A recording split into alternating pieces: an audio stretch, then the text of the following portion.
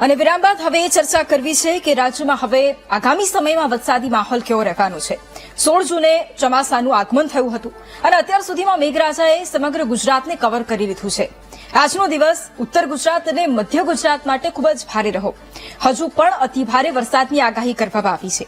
કેટલાય જિલ્લાઓ એવા છે કે જ્યાં લાંબા વિરામ બાદ ફરી એક વખત વરસાદનું આગમન થયું। તસ્કરોઈમાં આભુ ફાટ્યું। 6 કલાકમાં 9 ઇંચ કરતા પણ વધારે વરસાદ ખાબક્યો અને હજુ પણ કેટલાય જિલ્લાઓ એવા છે કે જ્યાં રેડ એલર્ટ જાહેર કરવામાં આવ્યું છે। વરસાદનો ફરી રાઉન્ડ શરૂ થતા ક્યાંક લોકોએ રાહતનો શ્વાસ લીધો તો ક્યાંક કેટલા લોકો કે જેમની ચિંતા વધી ગઈ।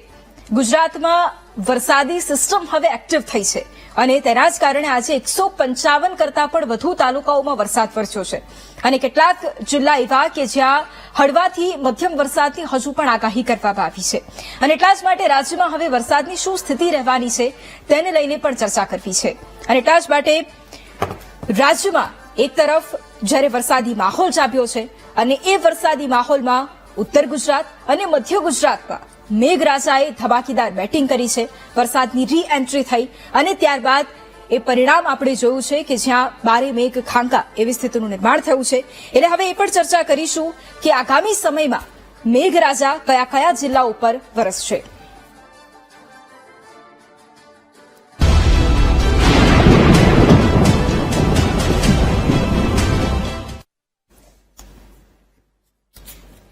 અને એટલા જ માટે ચર્ચાની શરૂઆત કરવી છે। ચર્ચા માટે આપણી સાથે હવામાન નિષ્ણાંત પરેશભાઈ ગોસ્વામી જોડાયા છે। પરેશભાઈ, સૌથી પહેલા તો સ્વાગત છે આપનું મહામંથનમાં।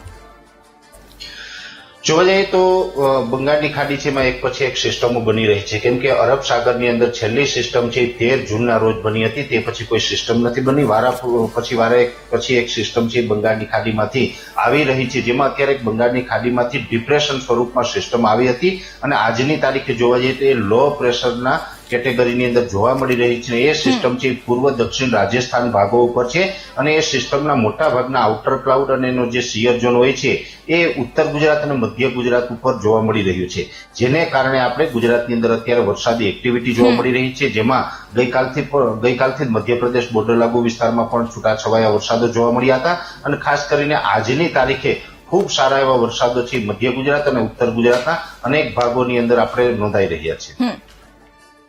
હવે આગામી સમયમાં પરેશભાઈ વરસાદને લઈને શું સ્થિતિ રહેવાની છે એ પણ સમજવું છે આપની પાસેથી।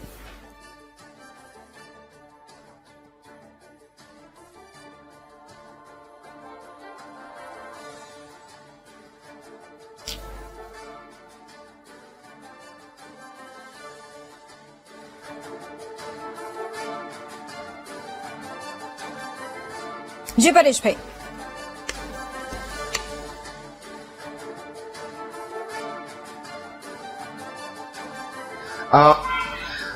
આવનારા 2 દિવસ સુધી એટલે આવતીકાલે 28 તારીખ અને પરમ દિવસે 29 તારીખ એમ 2 દિવસ સુધી હજુ રાજ્યના અલગ અલગ વિસ્તારોમાં હેવી વરસાદ પડવાની શક્યતાઓ છે, જેમાં ખાસ કરીને મધ્ય ગુજરાત અને ઉત્તર ગુજરાતના ભાગોની અંદર આની તીવ્રતા વધારે જોવા મળે તેવી શક્યતાઓ છે, જેમાં બનાસકાંઠાના ભાગો હોય, સાબરકાંઠા છે, પાટણ મહેસાણા છે, અરવલ્લીના ભાગો છે, ત્યાર પછી જે મધ્ય ગુજરાતમાં અમદાવાદ, ગાંધીનગર, કપડવંજ અને છોટાઉદેપુર સુધીના વિસ્તારો છે, આ વિસ્તારોમાં વધુ તીવ્રતા સાથે વરસાદો છે એ આવનારા 2 દિવસ સુધી નોંધાઈ શકે છે। સૌરાષ્ટ્ર કચ્છની અંદર હળવાથી સામાન્ય વરસાદ જોવા મળશે। 1-2 સેન્ટરની અંદર કદાચ ભારે વરસાદો જોવા મળે, બાકી સૌરાષ્ટ્ર કચ્છમાં સામાન્ય વરસાદો હશે અને એ સાથે જે દક્ષિણ ગુજરાતના ભાગો છે તેમાં મધ્યમથી સારા એવા વરસાદો છે આવનારા 2 દિવસ સુધી જોવા મળે એવી શક્યતાઓ હાલ દેખાઈ રહી છે।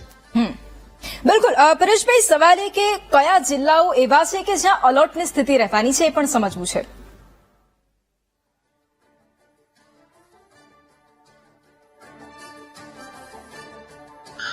એલર્ટની સ્થિતિની વાત કરવા જઈએ તો આમ તો અમદાવાદ સહિત અમદાવાદ, ગાંધીનગર, સાબરકાંઠાના અમુક વિસ્તારો છે, મહેસાણાના અમુક વિસ્તારો છે અને એ સાથે અરવલ્લી જિલ્લો છે એ વિસ્તારોની અંદર આપણે એલર્ટ રહેવું પડે તેવી સ્થિતિ છે, કેમ કે આ સિસ્ટમનો જે સિયર ઝોન છે એ સક્રિય રીતે આ વિસ્તારો ઉપર પ્રભાવ પાડી રહ્યો છે અને આ વિસ્તારોની અંદર હજુ પણ આવનારા 2 દિવસ સુધી ભારેથી અતિ ભારે વરસાદ નોંધાય તેવી શક્યતાઓ લાગી રહી છે। એટલે આ જિલ્લાઓને અત્યારે આપણે રેડ એલર્ટમાં મૂકીએ તો પણ એમાં કંઈ ખોટું નથી મારી દ્રષ્ટિએ। બિલકુલ પરેશભાઈ, બીજો પ્રશ્ન એ કે શું આ વખતે કોઈ જિલ્લામાં પૂરની સ્થિતિનું નિર્માણ થઈ શકે એવી કોઈ શક્યતા ખરી? મોટાભાગે મેં આપને જણાવ્યું એમ ઉત્તર ગુજરાત ને મધ્ય ગુજરાત છે કે એ વિસ્તારોની અંદર આ સિસ્ટમની અસર છે એ વધુ જોવા મળશે, જેને કારણે આજે પણ સારા એવા વરસાદો જોવા મળ્યા છે, જેમાં અમદાવાદ, ગાંધીનગર, બનાસકાંઠાના અમુક વિસ્તારો છે, સાબરકાંઠા, અરવલ્લી અને મહેસાણાના જે પૂર્વ ભાગો છે આ વિસ્તારોની અંદર પૂર જેવી પરિસ્થિતિનું નિર્માણ થાય તેવી શક્યતાઓ છે. બીજા વિસ્તારોની અંદર વરસાદ ચોક્કસથી જોવા મળશે, પણ અતિ ભારે પૂર આવે કે નદીઓ બે કાંઠે આવે એવી શક્યતાઓ અન્ય વિસ્તારોમાં નથી. મધ્ય ગુજરાત અને ઉત્તર ગુજરાતના આ ભાગોની અંદર ચોક્કસથી એવું લાગી રહ્યું છે. બિલકુલ. પરેશભાઈ, બીજો પ્રશ્ન એ છે કે હવે ફરી એક વખત ધમાકેદાર રી એન્ટ્રી વરસાદની થઈ છે, ત્યારે આગામી કેટલા સમય સુધી હવે રાજ્યમાં વરસાદી માહોલ રહેશે? આમ જોવા જઈએ તો આ વરસાદી માહોલ છે આમ તો 2 ઓગસ્ટ સુધી ચાલવાનો છે, પણ એની અંદર જોવા જઈએ તો જે આ આવનારા 2 દિવસ, જેમાં 28 જુલાઈ અને 29 જુલાઈ આ 2 દિવસ એવા છે કે જેની અંદર રાજ્યની અંદર ભારેથી અતિ ભારે વરસાદ છે અમુક વિસ્તારમાં, બીજા વિસ્તારની અંદર સામાન્યથી મધ્યમ વરસાદો નોંધાશે.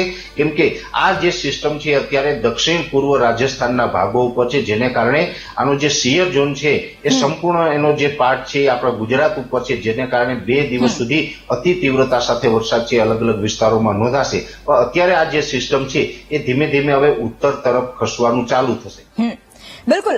પરેશભાઈ, છેલ્લો પ્રશ્ન એ કે ખેડૂતો માટે કોઈ ચિંતાની વાત ખરી? કારણ કે ઉત્તર ગુજરાત અને મધ્ય ગુજરાતમાં અત્યારે અતિ ભારે વરસાદ વરસી રહ્યો છે, એટલે ખેડૂતો માટે કોઈ ચિંતાની વાત ખરી? આમ તો ગુજરાત છે આપણું વિસ્તારની દ્રષ્ટિએ ખૂબ મોટું છે, એટલે અલગ અલગ વિસ્તારોની અંદર અલગ અલગ ઇફેક્ટ આવતી હોય છે, જેમાં ખાસ કરીને મધ્ય ગુજરાત, ઉત્તર ગુજરાત, મધ્યપ્રદેશ બોર્ડર લાગુ વિસ્તારના જે ભાગો છે અથવા તો જે દક્ષિણ ગુજરાતના જિલ્લાઓ છે આ વિસ્તારોની અંદર ખેડૂતો માટે અત્યારે કોઈ ચિંતાનું કારણ નથી. ચોક્કસથી સારા વરસાદ છે, પાણીલાયક વરસાદ છે, ડેમોમાં નવા નીર આવે એ પ્રકારના પણ વરસાદો થયા છે, કુવામાં પણ નવા પાણીની આવક થશે એ પ્રકારના વરસાદ છે, એટલે એ વિસ્તાર માટે સારું છે. બિલકુલ. આભાર પરેશભાઈ અમારી સાથે જોડાવા માટે અને એ માહિતી તમામ લોકો સુધી પણ પહોંચાડવા માટે, કારણ કે વરસાદની સ્થિતિ એટલે લોકોને પણ જાણવું એ ખૂબ જરૂરી હતું. એટલા જ માટે વરસાદની એ સ્થિતિ જાણી છે. આગામી સમયમાં વરસાદી માહોલ કયા કયા જિલ્લાઓમાં રહેવાનો છે એ પણ આજે સમજવાનો પ્રયાસ કર્યો છે અને કયા જિલ્લાઓની અંદર એલર્ટની સ્થિતિ છે એ પણ અત્યારે સમજવાનો પ્રયાસ કર્યો છે. અને આગામી સમયની અંદર, કારણ કે આગામી 24 કલાક એ અલગ અલગ જિલ્લાઓ, મોટાભાગના જિલ્લાઓમાં હવે રેડ એલર્ટ છે. ઉત્તર ગુજરાત અને મધ્ય ગુજરાતમાં તો રેડ એલર્ટ છે જ, પરંતુ અનેક જિલ્લા એવા કે જ્યાં હજુ પણ હળવાથી મધ્યમ વરસાદની પણ આગાહી છે. એટલે આગામી 24 કલાક અને એક અઠવાડિયા સુધી રાજ્યભરમાં વરસાદી માહોલ રહેવાનો છે અને ખેડૂતો માટે પણ આ એક ખુશીની વાત છે, કારણ કે લોકો એ પણ રાહ જોઈ રહ્યા હતા કે વરસાદ વરસે અને ફરી એક વખત વરસાદનો એ બીજો રાઉન્ડ શરૂ થયો છે. એટલે ત્યારે લોકો પણ હવે મધ્ય ગુજરાત હોય, ઉત્તર ગુજરાત હોય, સૌરાષ્ટ્ર હોય કે કચ્છનો એ પંથક હોય એ પણ વરસાદની આતુરતાપૂર્વક રાહ જોઈને બેઠા હતા અને ફરી એક વખત વરસાદની રી એન્ટ્રી પણ થઈ છે. મહામંથનમાં હાલ બસ આટલું જ. રજા આપશો. નમસ્કાર.